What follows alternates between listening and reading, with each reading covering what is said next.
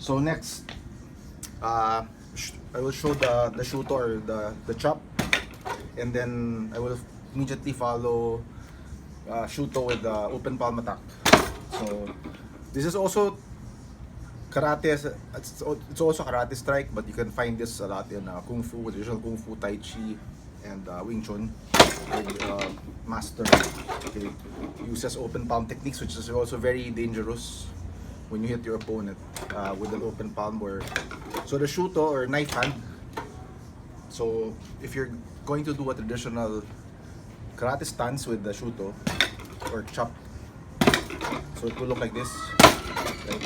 So you essentially want this part of the hand, which has some the this is the point or the part of the hand which will hurt the less when it makes an impact on any surface. So this is the same principle when you're when karate practitioners or martial artists smash through bricks or wood. This is the same part. So this is how it would look like. So I'm doing it the other side. So okay. So you can also do. Okay.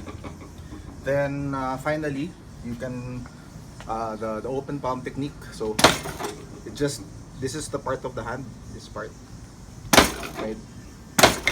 So this is very powerful. Usually, when you hit someone like this and they're not, they don't protect themselves or they don't block or they defend, send them flying across the floor. Okay, so it's very powerful. It's more powerful because the thing with a punch, you can of course hit as hard like Bruce Lee, but it's really hard to get the knuckles to a point where you don't feel the pain because there's a bone. So this is you have the lots of skin here that protects the hand from getting injured. So when you practice it's very solid, right? So there is actually some truth to those who say that the open palm technique is more dangerous than a solid punch. This is it's very debatable on how your training is, because obviously some martial artists have trained their fists to a point where they don't feel anything, so they can do very explosive damage with the fist. But it will take many years of training, and like literally your knuckles become almost you cannot feel pain anymore. So when that happens, and in this particular case, when you strike, it's actually also very powerful because it's solid. But at the end of the day, it's the kind of training you do and how much of open palm or closed fist attacks you practice. So obviously, if you've done more open fists, you'll probably have more deadlier open fist attacks. But if you've trained with your fist, I mean, if you've trained with both, obviously that would be ideal, right? But usually, even among the most trained martial arts experts, they will have a preferred like death blow or killing blow. Like in kung fu, there is called the sorry, not kung fu. I think it's ninja or Japanese, the dim mak, where essentially when you hit your opponent, it will like leave the mark of your hand. Of course, that is debatable again if it actually possible. Of course, if you hit somebody hard enough with anything on your body, it will leave a bruise, right? But this is like, if you watched any of the like martial arts movies, they have like some of them will have this thing called the death palm, right? So, or the Buddha palm. So when they hit, if you hit anyone hard enough with enough practice, you will cause devastating damage. But I think, if I remember correctly, the idea of the death palms, that when you strike the opponent, it is so powerful that it actually goes right to the heart and sort of makes the heart explode. So that is the mythical part of the death palm, right?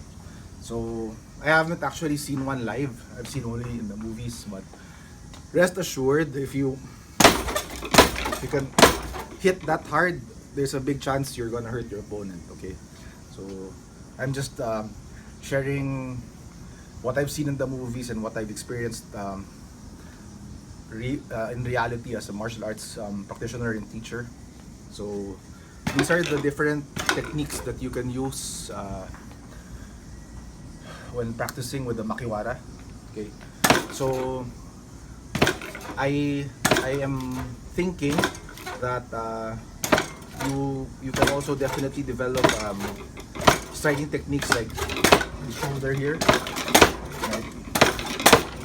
So I mean that kind of hurts, but you essentially want to train the part of your elbow that has the most muscle, so it's not gonna hurt as much.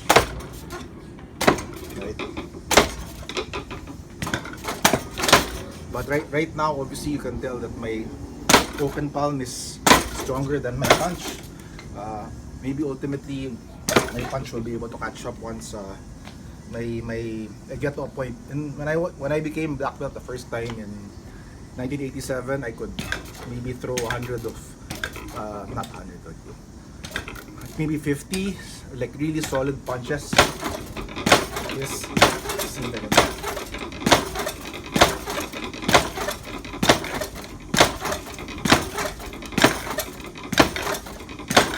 So that's 10 and it kind of hurts already. Alright, so that's it for today, and I hope you learned something. If you are if you want to learn martial arts and you want to develop strength in your hand attacks and your unarmed hand strikes, this is one of the best ways to practice is the setup of Makiwara. So this setup is very simple. So it's just the carpenter who helped me put this. So there's a very thick piece of wood, about almost 2 inches. Then I wrap it with the tennis racket wraps. So I will not make direct contact with the wood when I strike it. And then it's connected in such a way that the wood bounces right back. No? I'm planning to have a string attached here, a brake spring, so it will bounce back faster. But this is little cage, wood cage, is to keep the Makiwara from swinging very all the way to the left and to the right, because you ideally, if you look at other Makiwara videos in the on training on YouTube, they're designed in such a way that it doesn't move left or right. It will just really go back and front, come back and front. Okay, so that's it, guys. Hope you like my training, and look, see you again in the next coming video. Thank you.